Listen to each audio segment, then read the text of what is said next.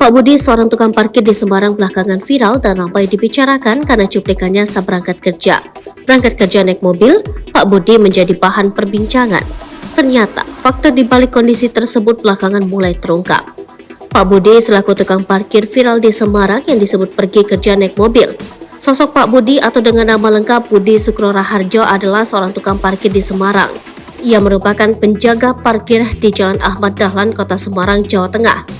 Nama Pak Budi viral lewat videonya disebut sebagai tukang parkir yang bekerja naik mobil. Namun kini Pak Budi membantah isu tersebut. Ia mengaku mobil Brio yang ia kendarai sebelumnya adalah pemilik seseorang yang sedang makan di warung dekat tempatnya bekerja. Kebetulan yang punya mobil di warung lagi makan. Terus saya diminta tolong geser mobilnya, kunci dikasihkan, saya geserkan minggir gitu. Jelasnya saat ditemui di tempat parkir yang viral itu. Dia menjelaskan mobil Brio tersebut merupakan kendaraan milik driver online yang biasanya mangkal di lokasi parkirnya yang berdekatan dengan warung.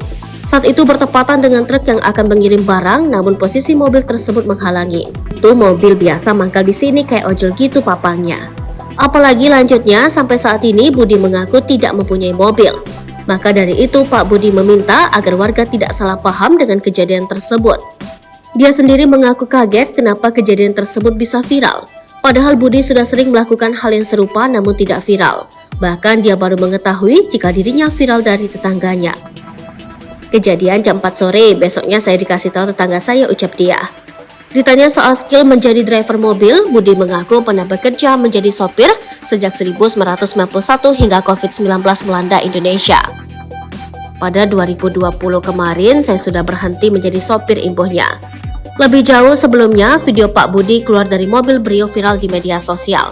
Hal tersebutlah yang membuat netizen sempat heboh dengan menduga Pak Budi adalah tukang parkir yang pergi bekerja membawa mobil.